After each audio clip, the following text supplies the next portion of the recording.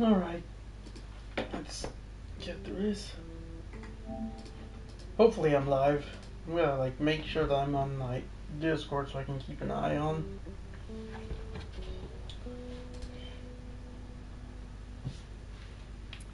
Okay. I usually just want to look at this. Melee combat and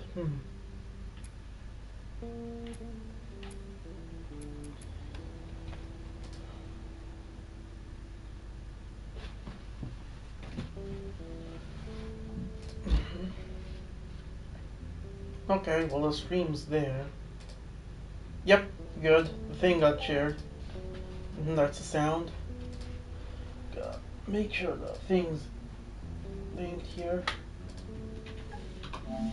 But yeah, I'm back with another stream. Hopefully this is gonna be the last one, because each of these are about less than an hour long apparently, each one. Well, this one's roughly 1 hour and 7, but if this one's anything to go by, it's gonna be a lot shorter, hopefully. We'll see. At least that's what the thing says, at least. But yeah, might as well add the details.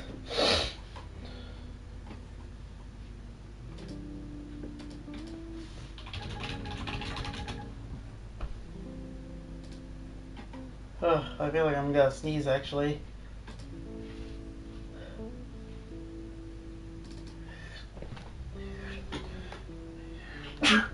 Sorry. Let's see, Last of Us Remake live stream, yes. Okay. Now to just share the link over before I actually start with this. There's only 4 of these left now. Yeah, hopefully I'll be done with these and just like before, and then like on Thursday, presumably Thursday, I'll move on to part 2 with the roguelike. Sorry. Let's see. Blue Sky, Twitter, and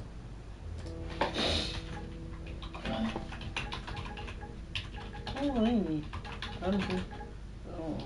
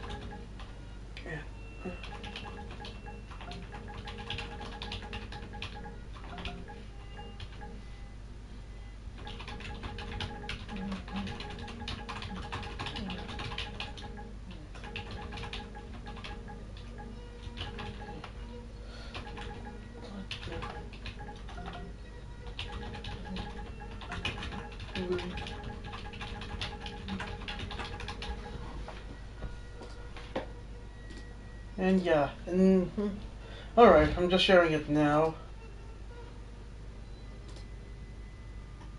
I can hear the thing. I hear a bit of the sound from the music, basically. Feels like a tune that plays for Last of Us Part 2 whenever I would load that one up. Alright.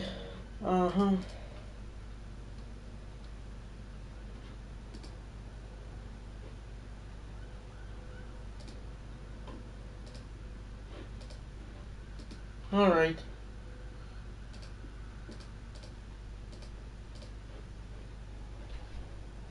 Okay. Let's get to this. We only have 4 of these left now. So what is this one? They have different descriptions as well, actually. Interesting. I'll start with this one. Post-Christian Spicer, let's see. Summer Part 1 walks through Summer Part 1 of The Last of Us with Neil Druckmann and Troy Baker and Ashley Johnson. Okay. Let's see what this is. Oh! Okay, interesting. I didn't expect this. This is actually different from the thing. This actually has a full-on, like, thing. Playback on it, basically.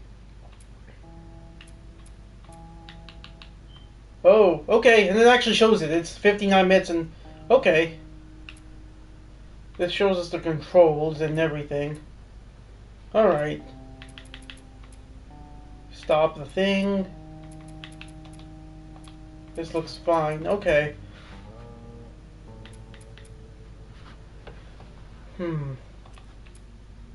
Alright. Alright, since this is an audio only, I guess it makes sense. No captions either, unfortunately. Hello?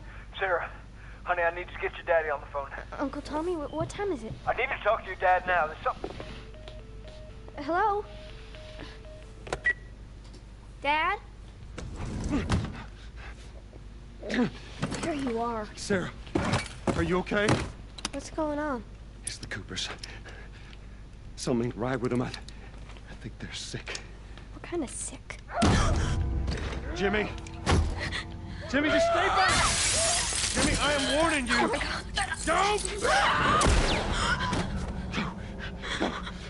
You shot him. Sarah. I saw him this morning. Listen to me. You've got to get out of here. Do you understand me? Yeah. Tommy, come on. Come on. Where the hell you been? You have any idea what's going on out there? I got some notion. Huh. Okay. Oh, this is bad. So far, it's just the same damn idea.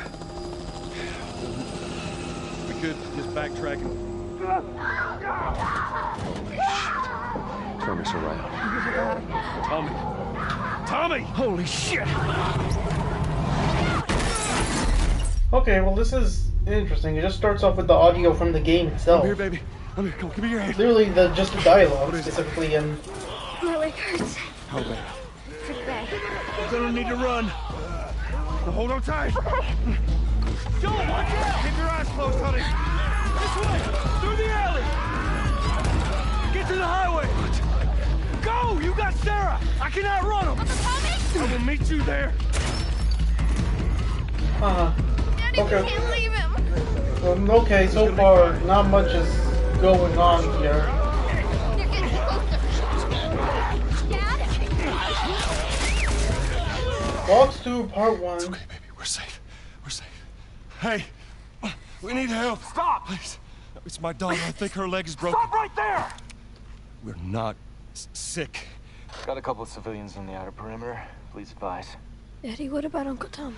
We're gonna get you to safety and go back for him, okay? Sir, there's a little girl. But... Yes, sir. Shit.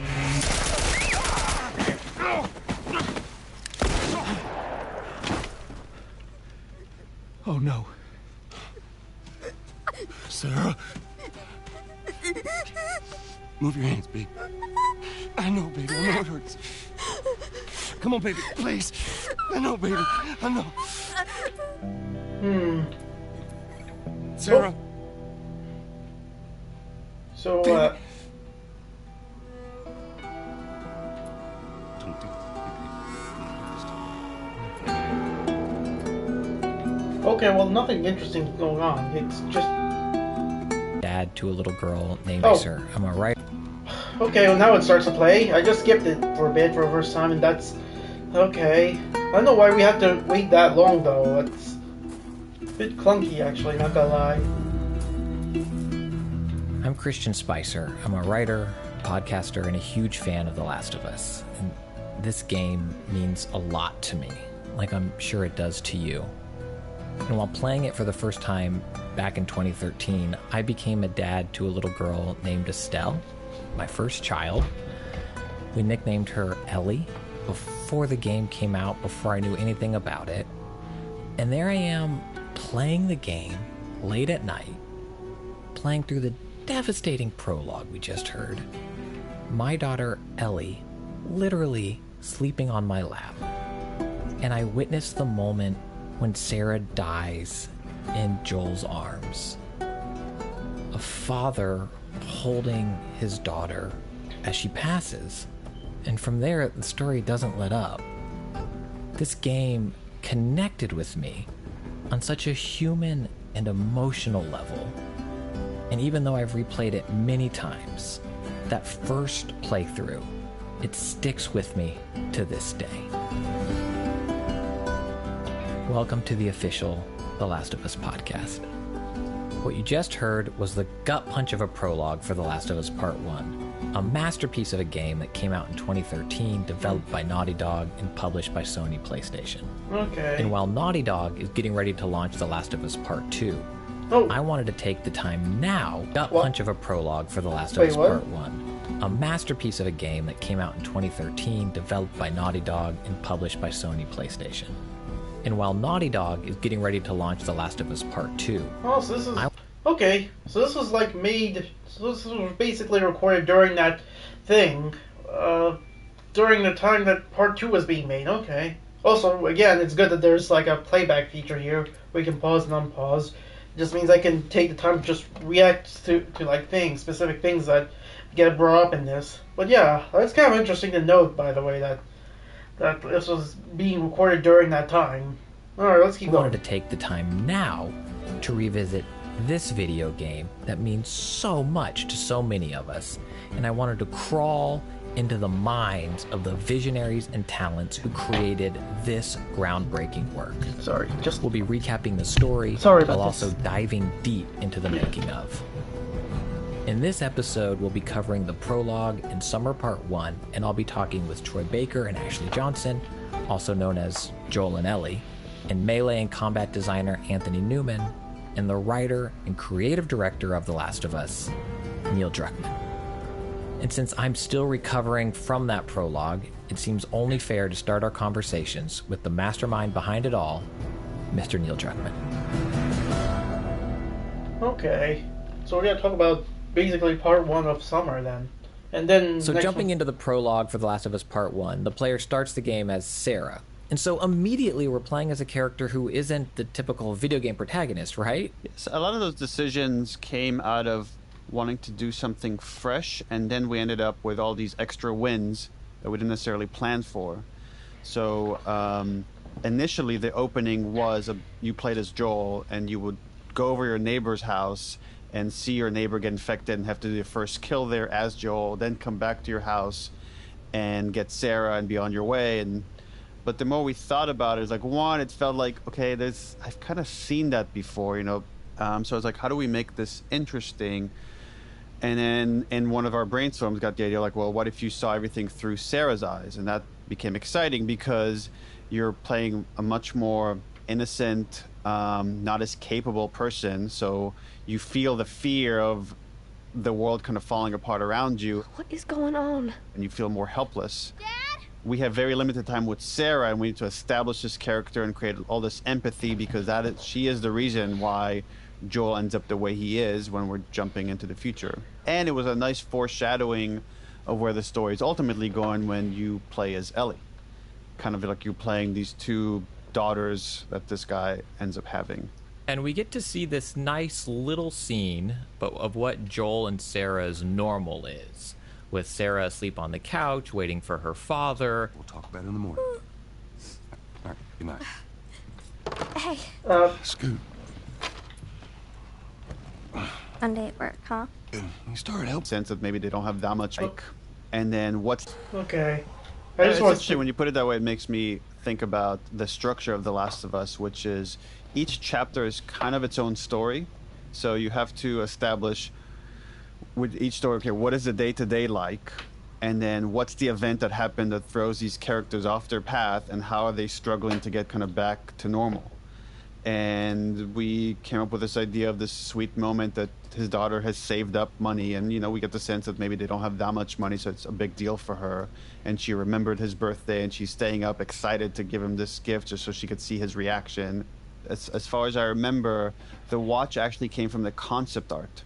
Hyung Nam was our concept artist who did all the character designs, and there was just a drawing of a watch on Joel's wrist. And it seemed kind of interesting, and then in brainstorming his backstory, I was like, okay, what if he's carrying the watch that his dead daughter gave him? And that's kind of this constant reminder. And, you know, in cinematic storytelling, you're always looking for ways to visualize feelings, so people don't have to, Joel doesn't have to constantly say, hey, remember Sarah, my daughter that died 20 years ago? Like, instead, all he's got to do is touch his watch. And as a player, you right away, that becomes a symbol for this relationship. and then to go from that to now you're seeing this other aspect of, and again, so much of this game is about parenthood, this relationship between a child and their parent and vice versa, that you go from this playfulness, this intimacy, to this protectiveness of, okay, now we got to make harder and harder decisions to protect the ones we love. And it was important to kind of encapsulate almost the entire story, and who Joel is really doesn't change that much. Like, this story is not about Joel changing. This is about Joel returning to who he truly is over the course of the game. So you get to see the full spectrum of who this person is in the opening, and then we kind of hit a reset for him before we come back to it. And then, very soon after this sweet moment of Sarah giving Joel his birthday gift, his watch, we see Joel in another role. And it's as the role of protector when the neighbor comes over. And Joel, without hesitation, he kills the neighbor. Yeah, so I know the backstory is that he heard some screaming from the neighbor's house, and he went over to see what's going on.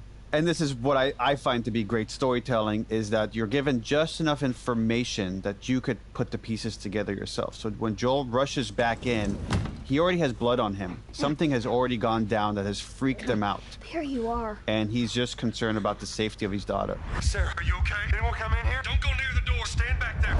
Then he goes in the drawer and takes out a gun. So now you just say, okay, Joel is someone that owns a gun and is not afraid to just load it up and hold it in his hand right away. Again, telling you something about him. And then when a neighbor crashes through the window, he's trying to... Jimmy, just stay back! He's pleading with his neighbor to stop. I am warning you! And only once the neighbor charges at him, and really his daughter, does Joel pull the trigger. And you're right, without hesitation. As soon as he feels like his daughter is threatened, he's not afraid to pull the trigger. That's who he is, and that's who he is like throughout the story. Yeah, and... Hang on one sec. Someone's at the door.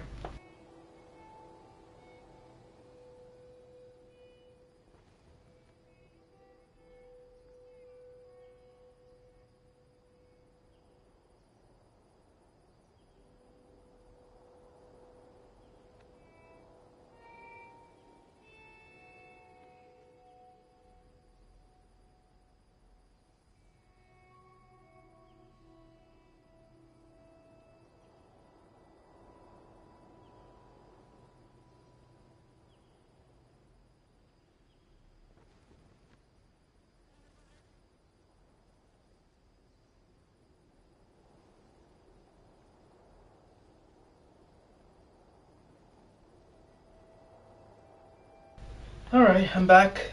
So another delivery for someone else in the house, but yeah, let's just keep going. And when they leave the house, they're in the car, and we see another, I think, great example of who Joel is in this moment and who he is as a father, where he makes the difficult decision to leave others behind and press on. Who do you think you're doing? Keep driving. I got a kid, Joel. So do we. But we have room. See another, I think, great example of who Joel is in this moment and who he is as a father, where he makes the difficult decision to leave others behind and press on. Who do you think you're doing? Keep driving. I got a kid, Joel. So do we. But we have room. Hey! Keep Hey, driving, stop! Tommy. Stop! You ain't seen what I seen. Someone else will come along. You should have helped him. It's funny you say the hard decision, and I think about Joel, and for him it's not a hard decision. It's a no decision. Like, I'm not going to stop to do anything that'll put my daughter at risk. And if I go on a tangent real quick, I'm originally from Israel, so I follow a lot of Israeli politics. And there was this guy, Gilad Shalit, a soldier who was kidnapped and held prisoner for years by Hamas. And then there was an exchange of hundreds of prisoners for this one soldier. And some of the prisoners that were exchanged had blood on their hands, like committed horrible terrorist acts. And there was a big debate in Israel, was it right to like exchange so many people that were in prison for this one soldier to bring him back? And I remember I talked with my dad about it, and I'm like, what do you think? Do you think that was the right decision? And he says, are you asking me as like the soldier's dad or as the Prime Minister of Israel? Because that would make two very different decisions. As the Prime Minister of Israel, I think they made the wrong decision. I think they're now less safe because they made this thing. As the guy's dad, I would have traded every prisoner in every prison for this guy. And that's really what the story's about. Do the ends justify the means? And it's really so much about perspective. if it was maybe to save a Interesting. strange kid versus a family, maybe Joel would have made a very different decision. But when it was like his tribe, his daughter, there was no question about what he's going to do. Right. So you mentioned Joel's tribe. I'm curious, when does Joel let people in? When is he willing to sacrifice for them versus, just keep driving and don't look back? Well, I mean, you always like, I think this is like a Robert McKee thing. I'm sure it has older history. Robert McKee is like a famous kind of storytelling guru that someone I kind of really studied when I was learning how to write. But there's this concept of, for characters, the worst thing, like what's the worst thing that could happen to them? A fate worse than death. And Joel experiences that in the very opening. Oh no. Sarah? Nothing could be worse for him. This is like the worst fate is his daughter dies in his arms. So Joel's, who he is, his decisions have led him to hell, essentially. So he tries to fight his nature and to say, okay, well, if that's what has led me here, whether it's conscious or subconscious, I'm going to do everything I can to not get attached like this, because this is the consequences of loving someone in this world.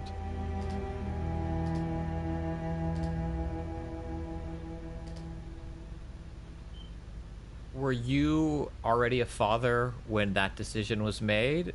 I became a parent while working on The Last of Us, and this was one of the last things we did, was this sequence, the opening of the game. I don't know if I acted that differently or reacted to the material that differently after having a kid, because I just tapped so much. My parents were very protective as when I was a kid, and I could just tap into those feelings and those fears and what they did to try to protect me and my brother. That then once I had my own kid, it just felt a continuation, or maybe more intense versions of the same feelings. That's why I try, when people ask me like, what's it like being a parent, like you feel new stuff. I'm like, I don't know if you feel new stuff. It's just you feel a love like you've never felt before. You feel a fear like you've never felt before. It's just everything is much more intense. I could have never known such intense feelings before. And so I'm sure like once we were shooting that scene, it hit on a more personal level, but we were always going down that path anyways. It's interesting because on one hand, when you're trying to direct actors, at least that's the way I do it, I'm trying to be an observer as if I'm a player playing the game, and I'm trying to feel it like as if I'm seeing it for the first time. And then there's a part of the director being very critical, and it's like, okay, what are we after? Are we achieving the thing that we're after? And we're trying to get the scene, and Troy talks about this a lot. So I knew this scene was coming from the very, very onset of the game because it was a foundational moment in the game.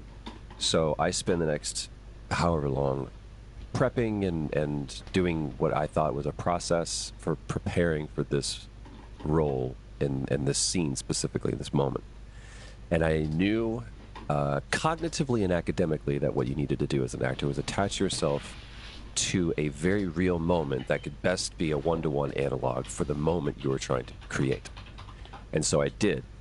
What they don't teach you, or what I had not learned rather, is that that is like sticking your mouth on the open end of a fire hydrant. And I hit the moment where I thought I was ready, walked in, and it is right there at the service. So we go through this scene, and it's bang, and instantly the levee breaks, and I lose my shit. And all of a sudden, Joel is gone. There's no Joel in that scene. There's just Troy, and there's Troy having this huge cathartic moment. And I hear, cut. I'd like to go again. And I wasn't prepared for. I went, wait, what? No. Huge cathartic moment. Shit. Oh yeah, it's the same thing from Thing. And all of a sudden, Joel is gone. There's no Joel in that scene. There's just Troy. And there's Troy having this huge cathartic moment. And I hear, cut. I'd like to go again. And that I wasn't prepared for. I went, wait, what? So we go again. And now I'm forcing that moment, and it's not anywhere. It doesn't feel genuine at all. And I start crying again. Cut. I'd like to go again. And we do this 5, 6, 7 takes. And finally, Neil says, okay, I think we've got it. And we all leave. I was exhausted. Then a month later, we're shooting again, and I'm outside, and Neil goes, so hey, next shoot, we're gonna do this scene. I was like, oh, cool. And he goes, and we also need to reshoot a scene. I was like, oh, which one? And he goes, and I went, dude, don't do this to me. And now I'm mad. And so a month later, we come back and we start shooting the scene, action, and I go straight into it. And it feels weird and it feels false. And we do it 3 or 4 times. And Neil walks up to me in between takes, and I'll never forget this. And he says, I'm picking up on some resistance. And I said, yeah, you're damn right you're picking up on some resistance, because we've got it. It's in the can. It was take 1. And he said, let me tell you what I have. I have a man broken. And I was like, yeah, his fucking daughter just died. He goes, no, I have a man broken. What I don't have is what's happening. This is happening. I can fix it. It's not working. She's going. She's gone. I'm broken.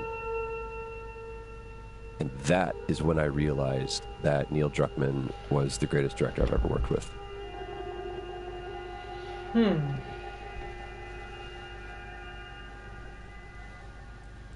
Interesting.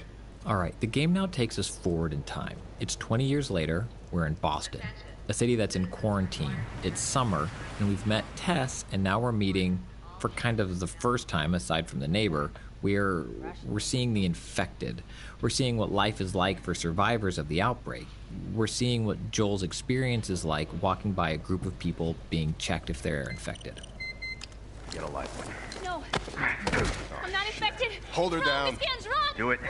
Trying to escape and being gunned down. Holy shit. And that does not seem to faze him.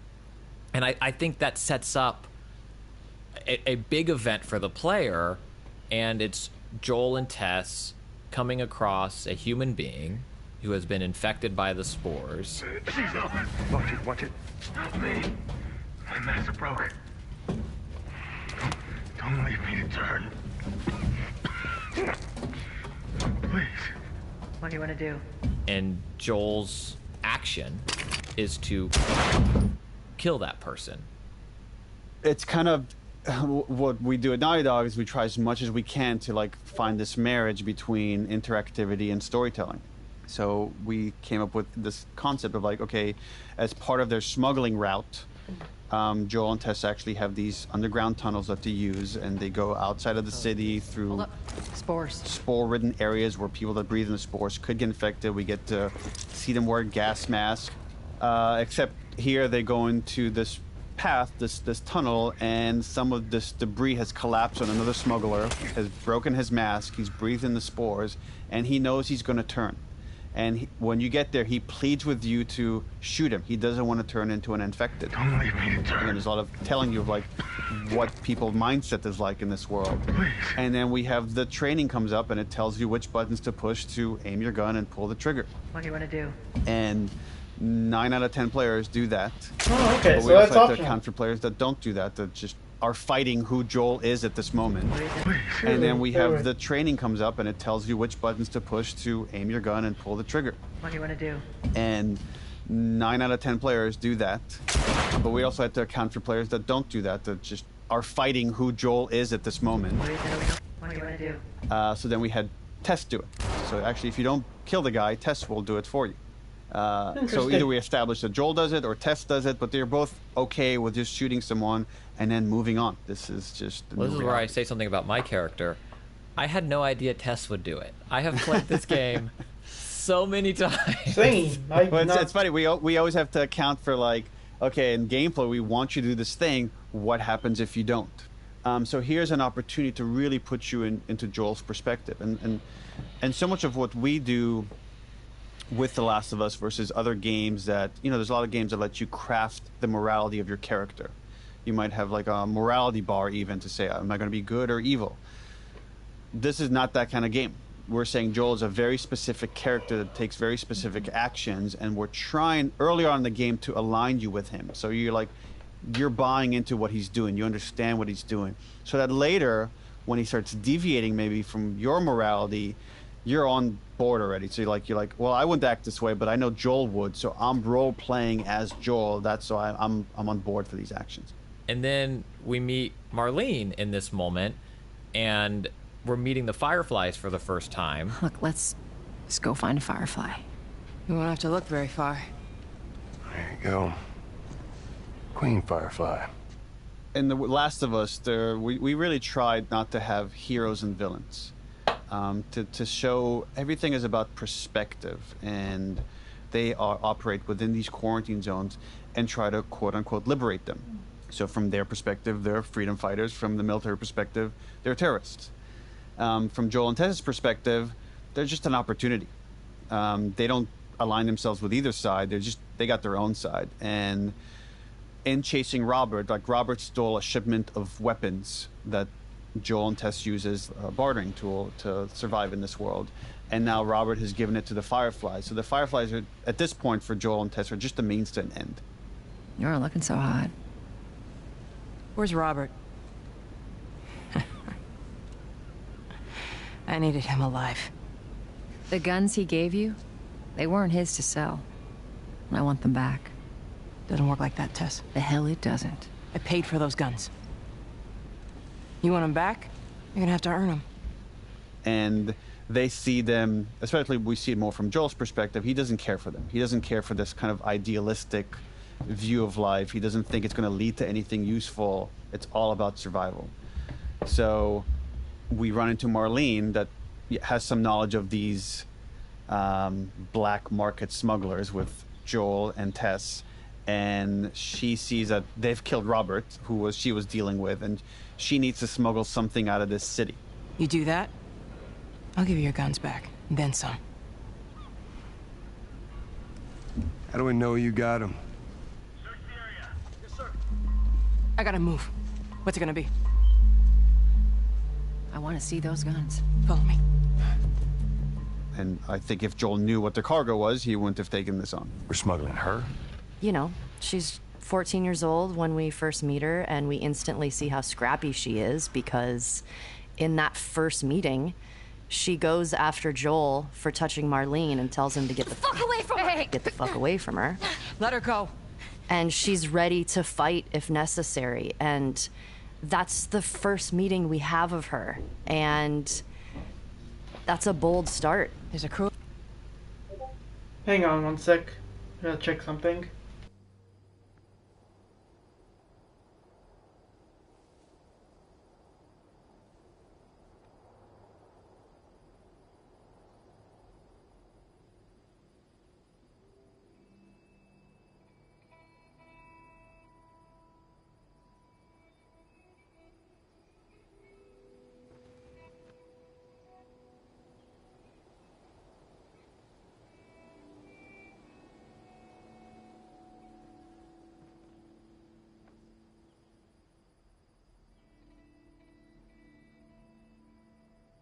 More deliveries, apparently. I don't know why. We keep getting so many deliveries for the same person in the house. Let's just keep going. The Fireflies will meet you at the Capitol building. You hand her off, come back, the weapons are yours. Double what Robert sold me. Speaking of which, where are they?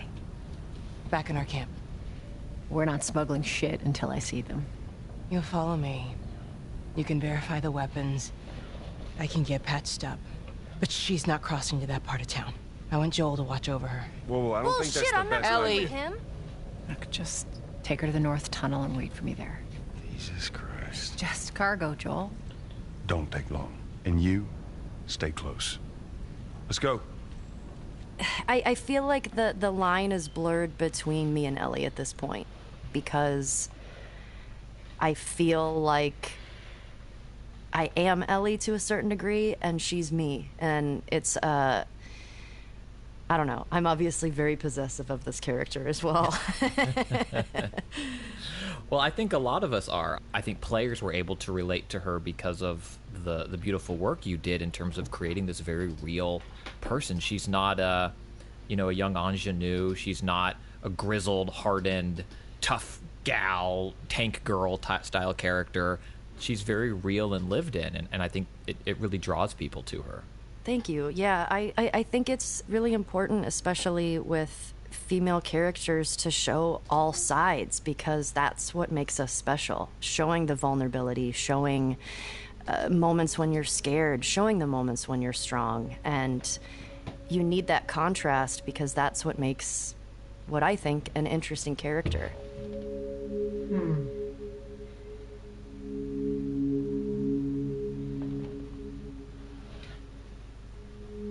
Ellie's such an interesting person, or it was an interesting window into the story, in that Joel straddles both worlds, right? He's lived in the world that we know, so he's almost like a way for the player, is the player's mindset, because the player knows the world we know, and then they get transported into this other reality, much like Joel did. But Ellie, on the other hand, doesn't know anything but the post-pandemic world, this post-apocalyptic world. In fact, she doesn't know anything except for this oppressive quarantine zone. So she's a tool for us to still find the innocence in this world, to find wonder in things that we take for granted. And then the whole concept of The Last of Us was a long journey where you're going to have these two characters of Ellie and Joel, where at first they don't like each other, let alone trust each other or anything else. They don't like each other. And by the end of it, they're going to love each other like the way a parent loves a child, or a child loves their parent, and they're willing to do anything for each other.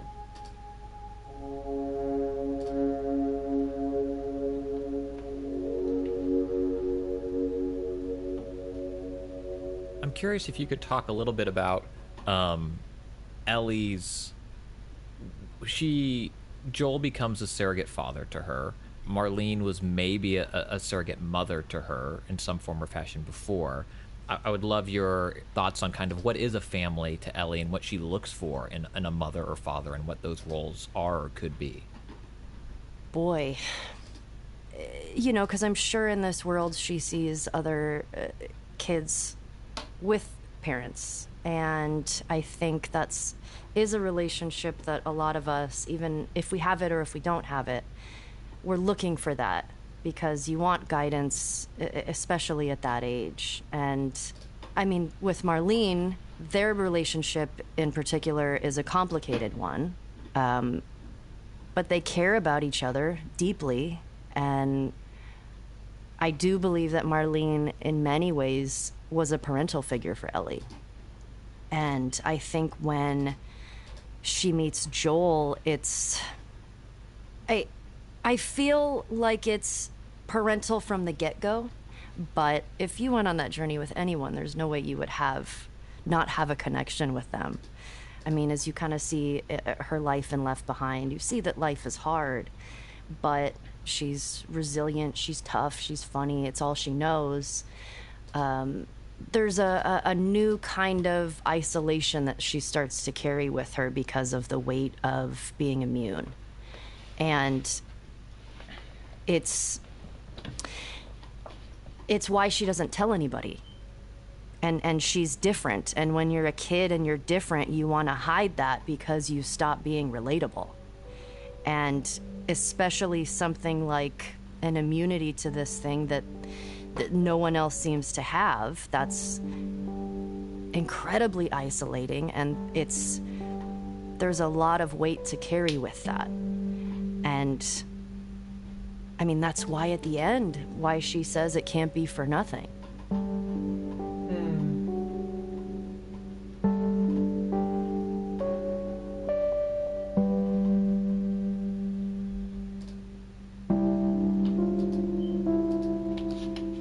So we find out Ellie is infected. At this point, Joel is not on board. Ellie is definitely not his surrogate daughter. She's cargo. And now she's infected.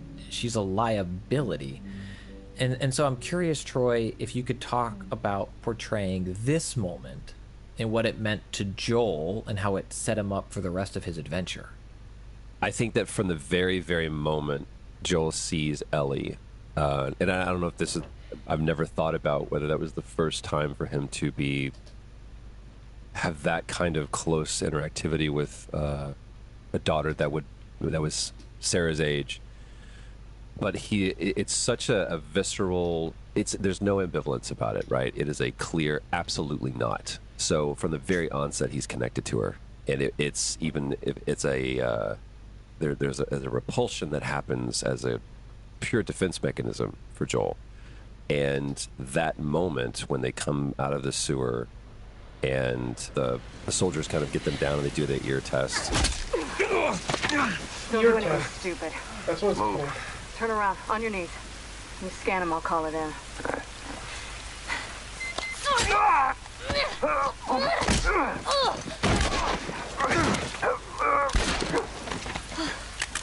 Oh, fuck. I thought we were just gonna hold him up or something. Oh, shit. Look. Jesus Christ. Marlene set us up? Why the hell are we smuggling an infected girl? I'm not infected. No? Was just lying? I can explain. You better explain fast. Look at this. I don't care how you got infected. It's 3 weeks old. No, everyone turns within 2 days, so you stop bullshitting. It's 3 weeks. I swear. Why would she set you up?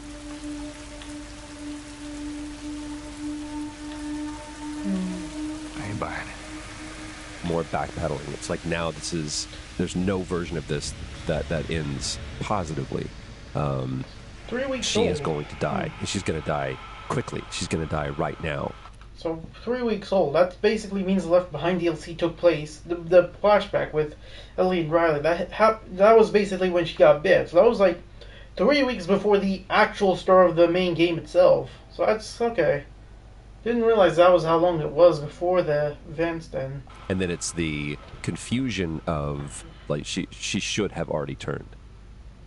To what extent was that Joel's only truth? That Ellie was the one? She was Neo. I need to get her to this place because she is the one. Man, what a great question. I feel like the notion that you're positing is one of essentially it asks the question, does Joel have hope? And to believe in a messiah, a savior, the one. Which we can get into that. Neo was not the one, but that's a whole separate podcast that I would love to have with you. Is anyone listening? We're spinning up a second show. Yes. I'm on board. I don't think Joel deals in those terms.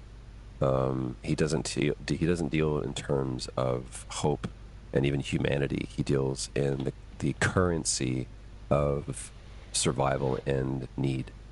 So now we've let this girl in, and she's going to be a threat. And either I have to, A, put her down, which I don't want to go through that again, or B, she's going to hurt us. And that I don't want to deal with. So it's not like, oh my gosh, now there's this possibility of this whole other world, and maybe we can pull out of this. I think Joel is waiting to die, but there's some stoic in him that says, while death is preferred, it's the flip of it.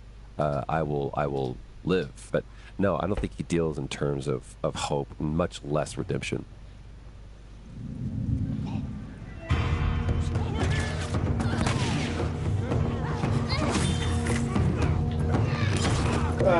Okay. My name is Anthony Newman, and I was the melee combat designer on The Last of Us Part 1.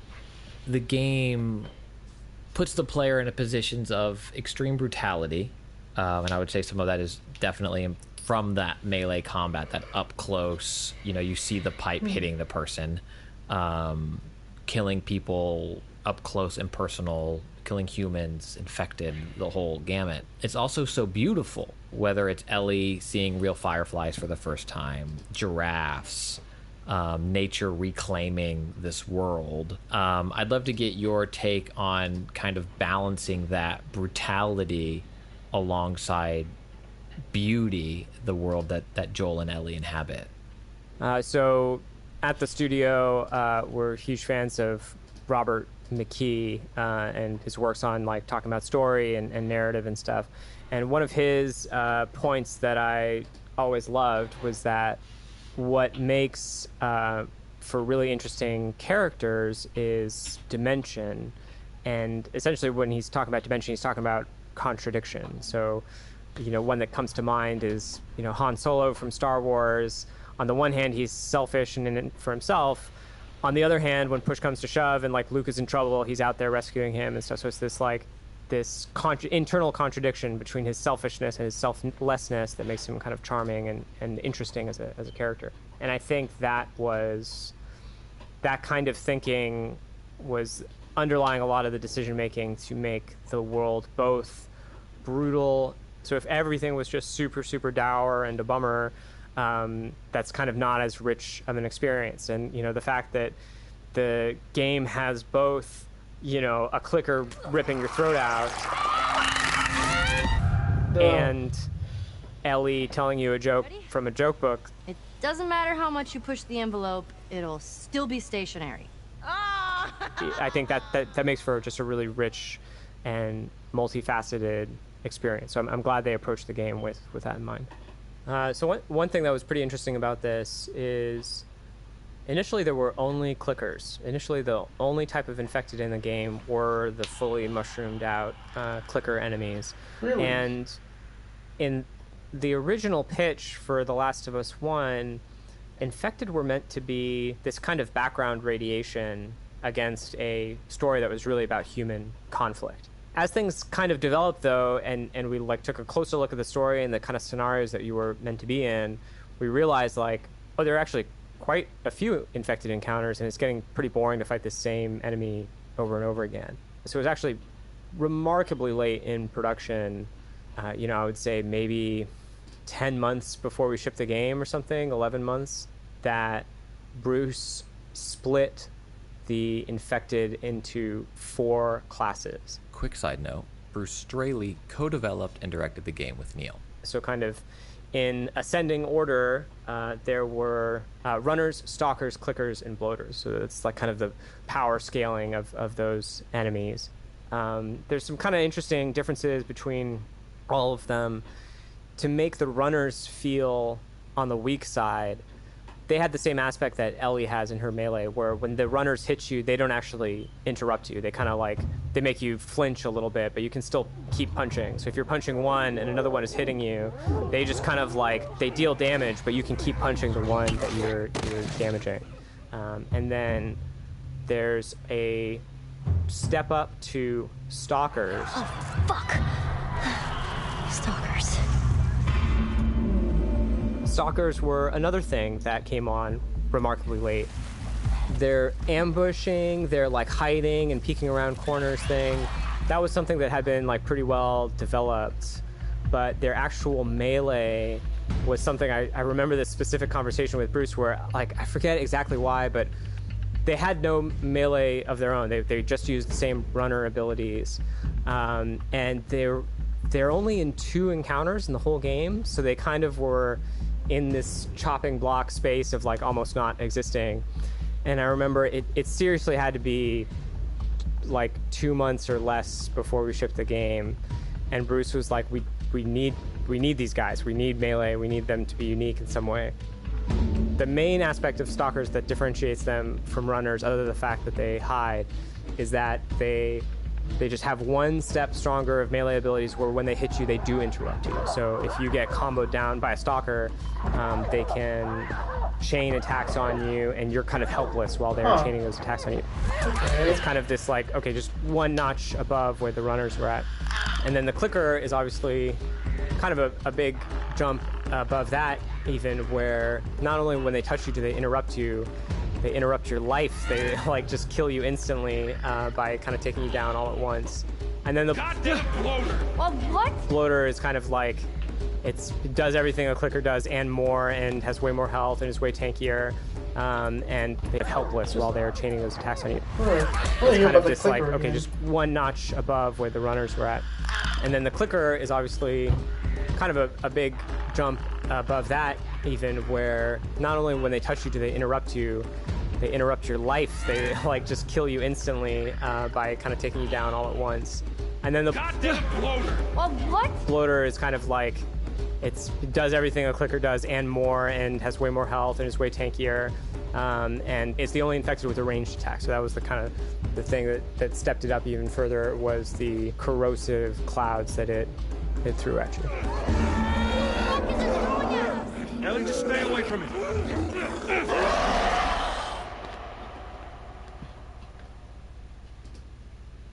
So at this point in the game, it's Ellie, Joel, and Tess, and they've made their way through the city to the Capitol building. No. And they find out that the group of Fireflies they were looking for, they're all dead. What happens now? Maybe they had a map or something to tell us where they were going. How far are we gonna take As this? far as it needs to go. Where was this lab of theirs? Oh, she never said. She only mentioned that it was someplace out west. What are we doing here? This is not us. What do you know about us? About me? I know that you are smarter than this. Really? Guess what? We're shitty people, Joel. It's been that way for a long time. No, we are survivors. This is our chance. It is over, Tess! Let's just go home. I'm not going anywhere. This is my last stop. What? Our luck had to run out sooner or later. You going on? No, don't! Don't touch me. Holy shit. She's infected. Joel. Let me see. Oh, Christ. Give me your arm. This was 3 weeks. I was bitten an hour ago, and it's already worse. This is fucking real, Joel. You've got to get this girl to Tommy's. He used to run with this crew. He'll know where to go. No. That was your crusade. I am not doing that. Yes, you are. Look. There's enough here that you have to feel some sort of obligation to me, so you get her to Tommy's.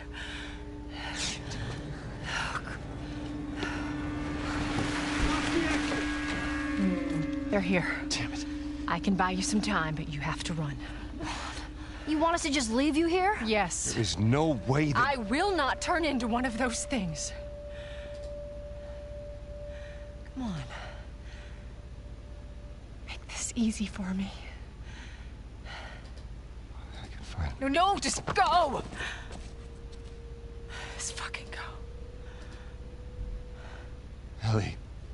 I'm sorry, I didn't mean for this. Get a move on.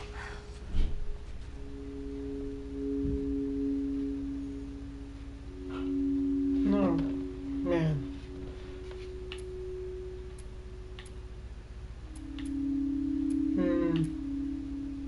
What, 30, 45? She chooses to stay behind and keep fighting as Joel and Ellie press on. And it's been 20 years for Joel since the last major death potentially in his life, but it's been what, 30, 45 minutes, an hour and a half for the player to now experience this other great loss for this character they're role playing on. Why did Tess have to die? What does Tess's death mean in that moment? So Tess's role in the story is we needed to put Joel in a place where he would never take on this mission. There's no, like, if Joel was alone and Marlene came up to him and says, you need to take this 14-year-old girl and travel across the country with her, he'd be like, go fuck yourself. There's no way in hell I'm taking this on. But instead what we did is, like, we partnered Joel with Tess and said, Joel's not even the leader, like, Tess is the leader. Joel is the muscle. They both on the surface appear like survivors that are willing to do whatever they need to survive and have accepted their reality. But then we get to see, once Tess is with this kid, that there's something about, there's an opportunity for redemption here, that she actually recognizes that they're not good people. So then one of the things once they find out that Ellie is immune to the effects of the cordyceps fungus, at first they are reluctant to buy into it, but then Tess tells Joel, like, what if it's true? What if, like, delivering this girl is, like, the one good thing that we could do? Really? Guess what? We're shitty people, Joel. It's been that way for a long time. No, we are survivors. This is our chance. It is over, Tess! Now, we tried. Let's just go home. I'm not going anywhere. And he's trying to convince her out of this. It's like, it's not worth it. It's like, it's not going to happen. But she just calls the shots, and we move forward. To get to a point where gets bitten, and she hides it at first. And then she gets to a point where she realizes, like, this is the end of the line. The only thing she could do to move this journey forward is to sacrifice herself before she turns into an infected and buy Joel time to take Ellie and escape from the military that has been chasing them. And the reason that is constructed in such a way so that she could have a dying wish. She could say, I'm going to be gone. I know you don't want to do this, but you need to do this. You need to go further. Like, we thought we were just taking them outside the city and the people were delivering them are already dead. But your brother would know where, like, the Fireflies are. He used to be part of them. Please, as my dying wish, if you ever felt anything from me, you will do this. And again, it's buying us more time for Joel and the player to get invested in Ellie. So that is the whole reason Tess is in the story, is to get to this point. And now Joel feels like, okay, well, I made this promise to someone I loved and had just sacrificed herself. I'll go just a little bit further. And in his mind, he's like, I'm just getting her to my brother and I'm done. And that's it. And I don't have to connect with her. I'm going to keep my distance. And of course, things don't go as Joel plans at any point throughout the story. But that is why Tess dies the way she dies, and she makes this dying wish for Joel. Which is to transport this girl he sees as cargo. I mean, if you go backwards a little bit, there's a moment where Joel and Ellie have to wait for Tess. Tess is going to go off with Marlene, and Joel has to just watch over Ellie for a few hours in this kind of hideout that Joel and Tess have. And Joel lies down to sleep, and Ellie comments on Joel's watch, and he just kind of blows her off. Your watch is broken.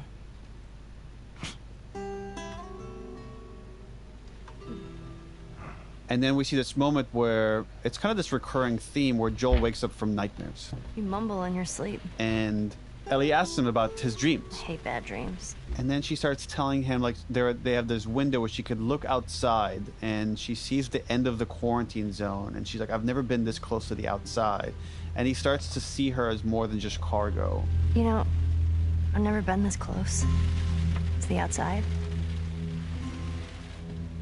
Look how dark it is. Can't be any worse out there. And then after this moment where she shows this moment of innocence, he asks her, What on earth do the Fireflies want with you? And we see that he didn't let that go. He's starting to care.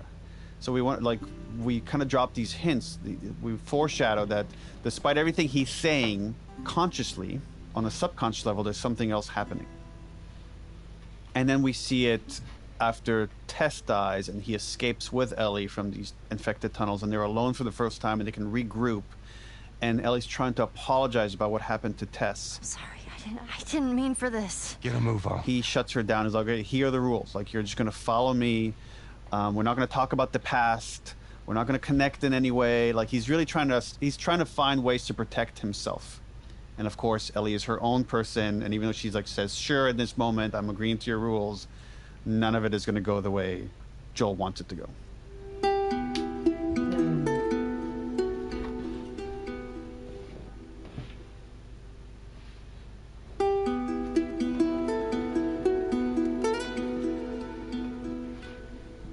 What do you think of Joel's choices so far?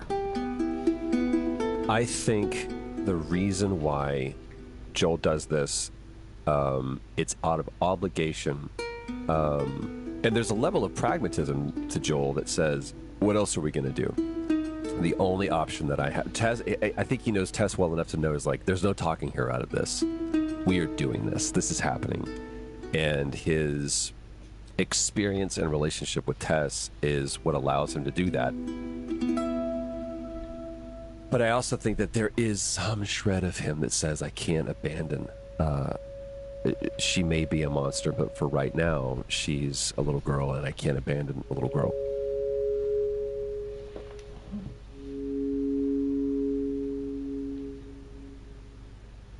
So things have changed quite a bit from how Ellie's day started. And I'm curious, Ashley, what you think of Ellie's choices of going off into this unknown with this person, with Joel, right? Who only a few hours ago was a complete stranger to her.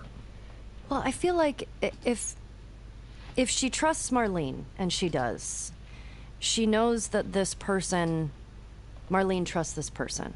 And so all she can do in this moment she's trying to figure out what this all means. And if this person can help her with that, then she's going to go on the journey with this person. But I don't think she was prepared to care for this man as much as she does. And I think I love how Ellie is written. I think all of the choices she makes are so bold and brave.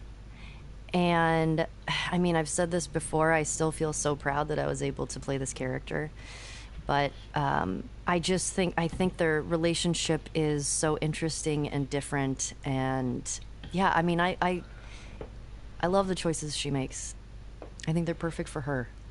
You mentioned Ellie looking out the window outside the quarantine zone, and we have this nice moment where Ellie gets outside of it, and she sees... Fireflies. Fireflies, the actual insect. I mean, real fireflies. Yeah, I see that. Sorry, I lost myself for a sec. And we have this moment of story being conveyed through dialogue that isn't a cutscene, that the player... I believe has to hear, but could kind of be doing something else in that moment. Yeah, that's what makes our medium unique, is that you get to experience things yourself. So when we have, let's say, Joel and Ellie walk through a forest in the game for the first time, and you look at the artwork that Naughty Dog artists have done, and it's just beautiful. We can write dialogue that actually reflects Ellie seeing a forest for the first time, and she talks about, I've never been through the woods. I've only lived in a concrete quarantine zone. So you, as a player, you get to you appreciate the graphics of the game, and then you get to hear this girl comment about it, and you're like, oh right, that is kind of pretty, and then she'll constantly comment about seeing a bird for the fly for the first time, or seeing fireflies, and she's like, look, actual fireflies, something she probably only read about or seen in a picture of in some falling apart National Geographic magazine that maybe she got to look at. Joel is probably someone that has lost all appreciation for beauty and art and the good things this world has to offer. Everything for him is just about surviving another day. So in a way, as cliche as it sounds, it's he's dead. Joel has died along with his daughter, and Ellie is now slowly bringing him back to life.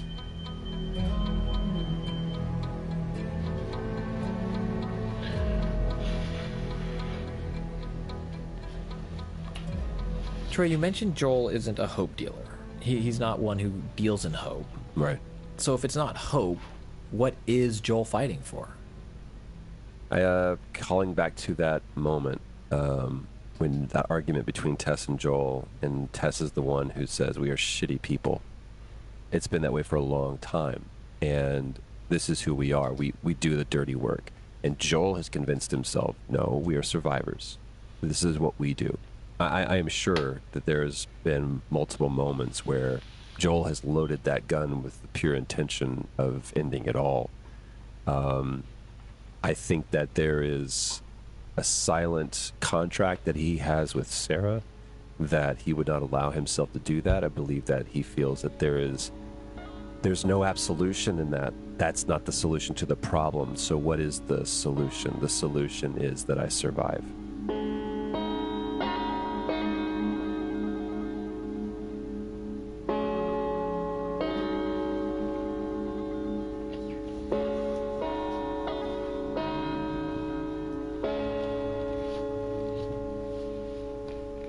What do you think Ellie is fighting for? I think she's fighting for meaning, of course. You know, like I said, I think having this thing happen to her, and with the loss that she's already experienced at this point, with losing her mother, losing Riley, you know, and like all of us, it's still trying to find the meaning in that. And also, you know, with spending time with the Fireflies of like, hey, maybe we can do something great. Maybe we can turn this around. And maybe I could be the key to that thing. I think she's really, truly just trying to find out why this thing happened to her and why she's the way that she is. And if she is, then maybe she can help other people.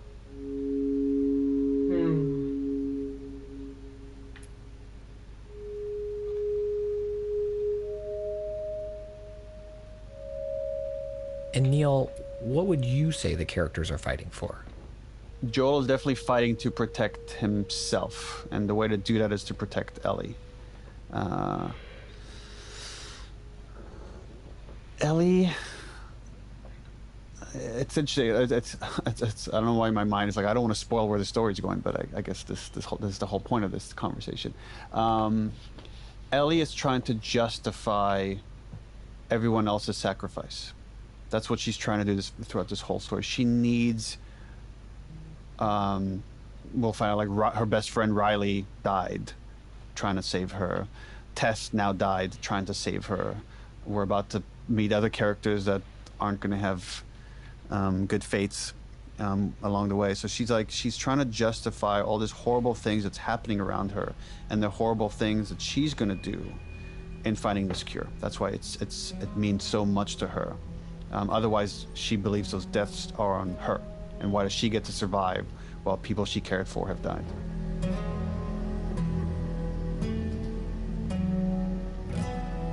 Next week on the official The Last of Us podcast. Oh, shit!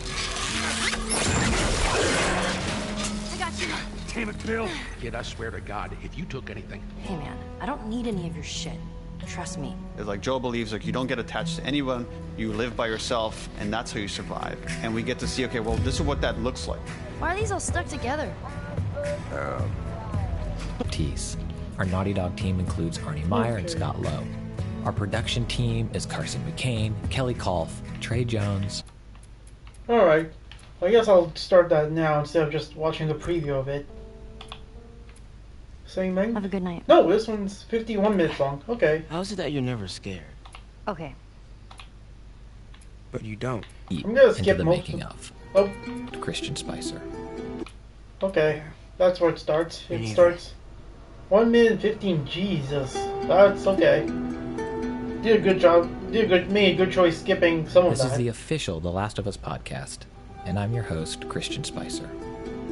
As we all await the release of Part 2, I'm revisiting The Last of Us Part 1 and talking with the visionaries and talents who made it. We'll be recapping the story while diving deep into the making of. If you haven't listened to Episode 1 yet, do that now, because we're walking through this story chronologically. And that means in today's episode, we'll be working our way through the rest of summer. And I'll be talking again with Troy Baker and Ashley Johnson, aka Joel and Ellie. And I'll also be talking with art director Eric Pangilinan and, of course, writer and creative director Neil Druckmann. Alright. Now, last we left off, Joel vowed to transport Ellie to the Fireflies after leaving behind his recently infected partner Tess.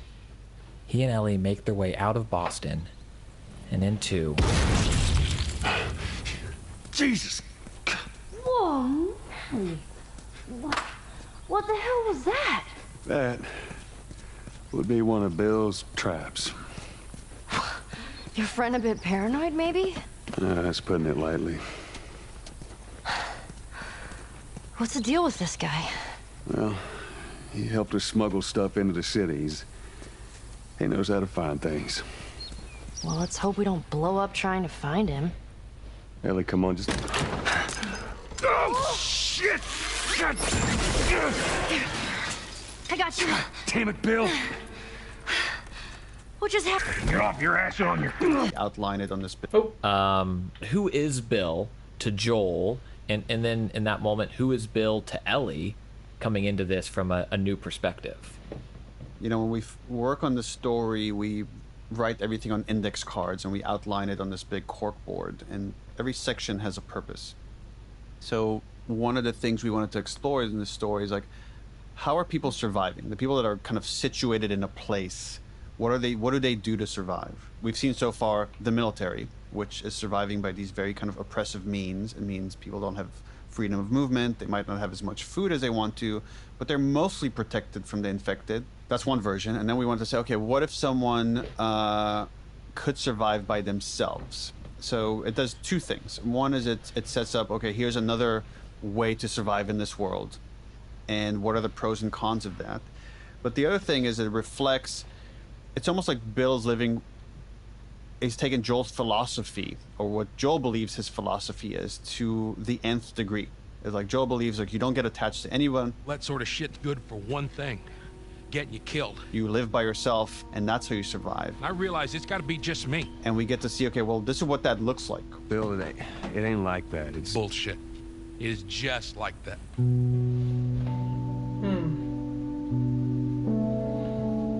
Do I hear what he just It's almost said like Bill could survive by themselves, which is surviving by these very kind of oppressive means. It means people don't have freedom of movement. They might not have as much food as they want to, but they're mostly protected from the infected. That's one version. And then we want to say, okay, what if someone could survive by themselves? So it does two things. One is it sets up, okay, here's another way to survive in this world, and what are the pros and cons of that.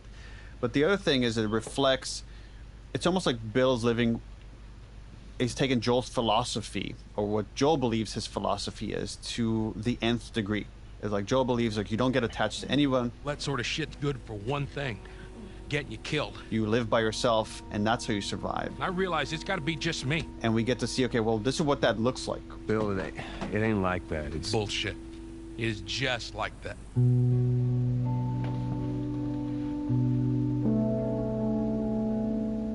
I definitely see almost every character that Joel meets throughout this, especially those that you meet, is you have to go through the thought experiment of, there but for the grace of God go I. Like, you look at Bill and it's like, I could have gone crazy. I could have isolated myself and found a little, shitheel town that I could have just put up this barrier, and all that I have to worry about is protecting myself. Why did Joel choose to be a smuggler in a quarantine zone? Why did he choose to partner with Tess and do this? Why didn't he just isolate?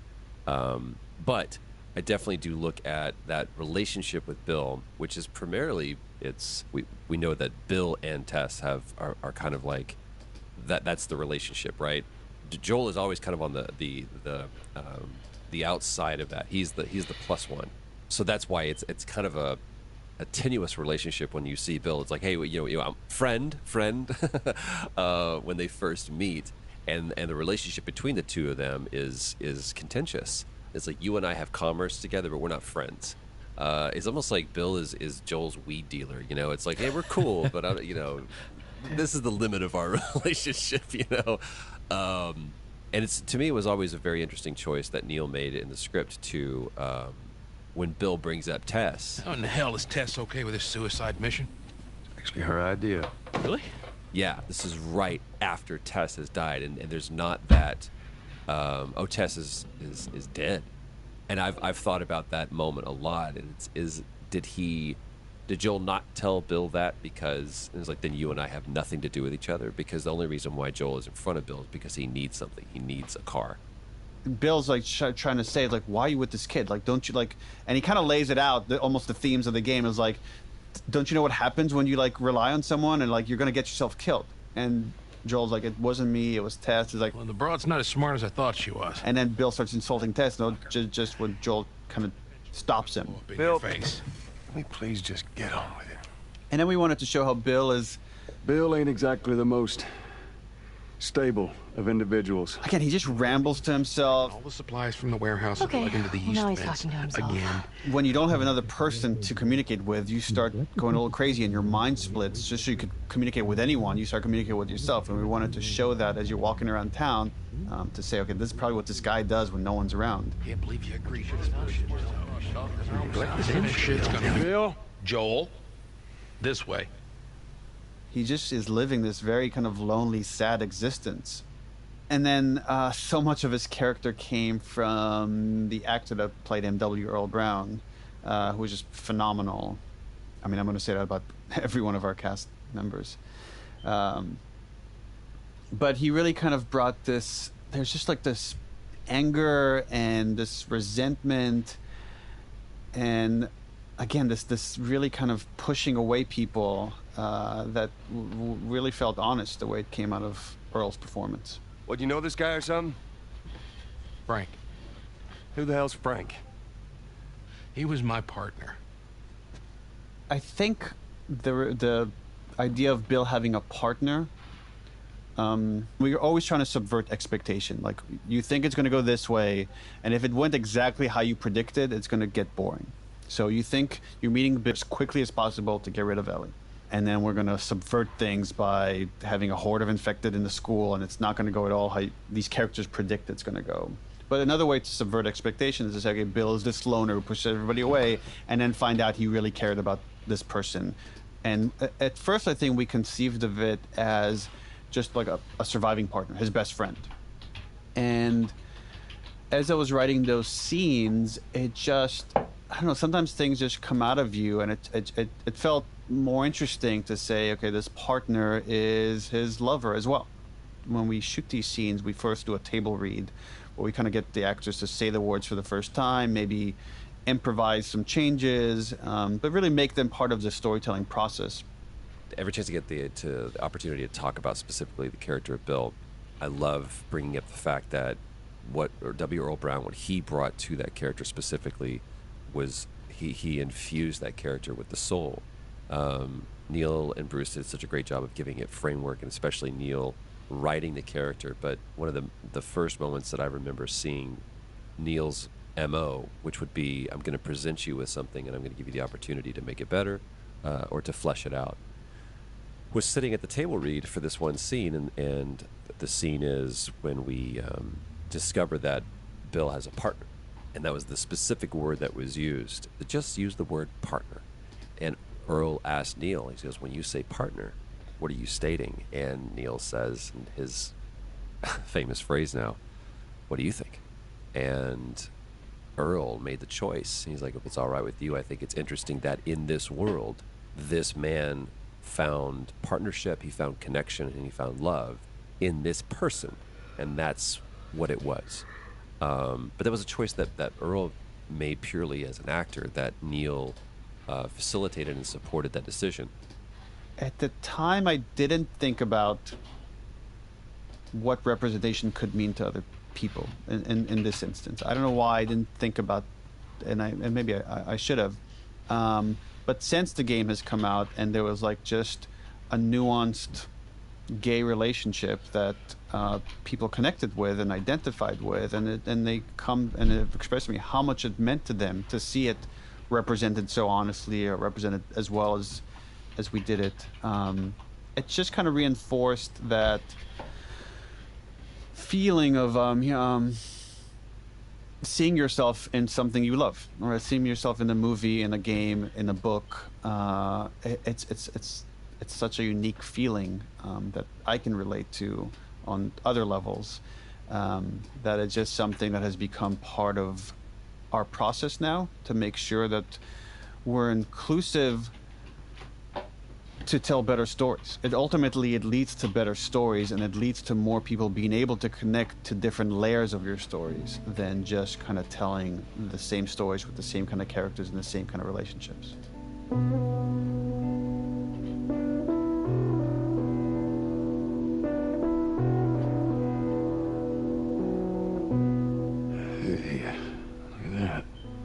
Let me use that. I'm a pretty good shot with that thing. How about we just leave this kind of stuff to me? Well, we could both be armed. Cover each other. I don't think so.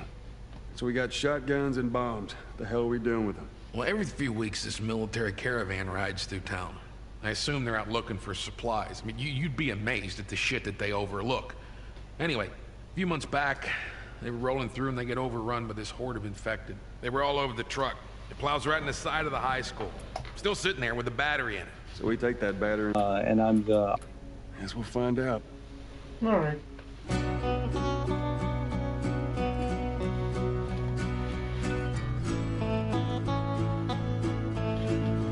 My name is Eric Pangilinan, and I'm the art director in Last of Us 1. I'd love to start broadly for people who may not know, and for me, what is your role as art director?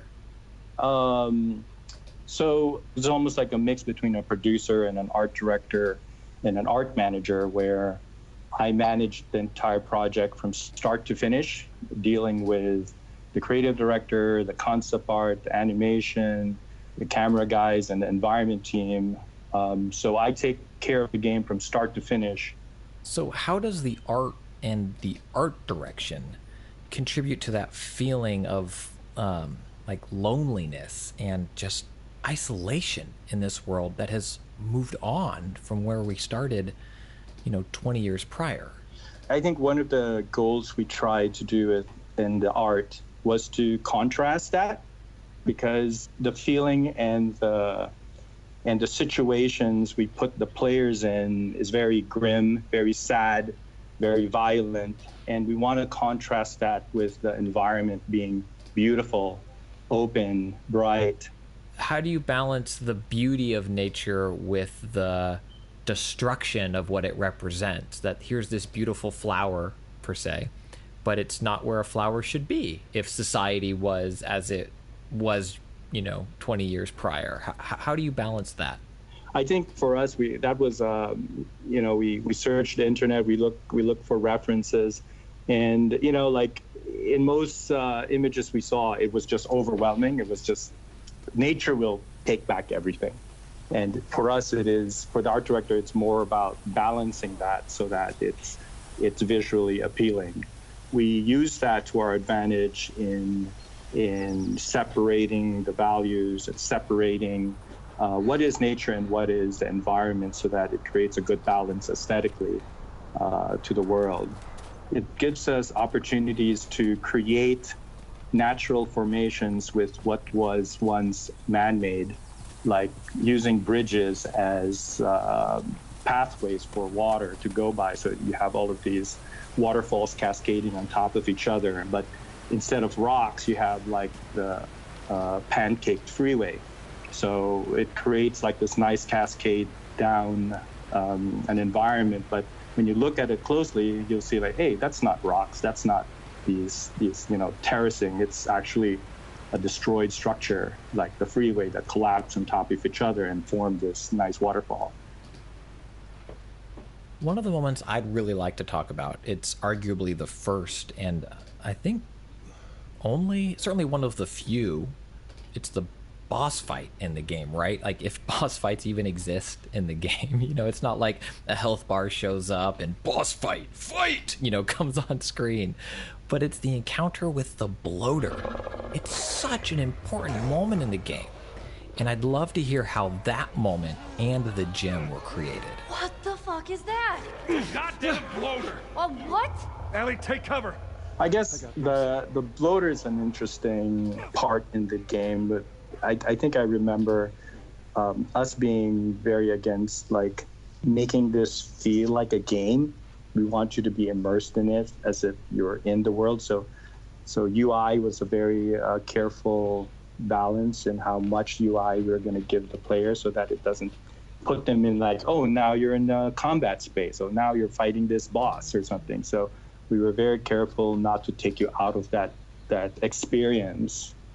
And one of the things that we do in the environment, especially like man-made environments like the school, was to go very deep with the identity of the space.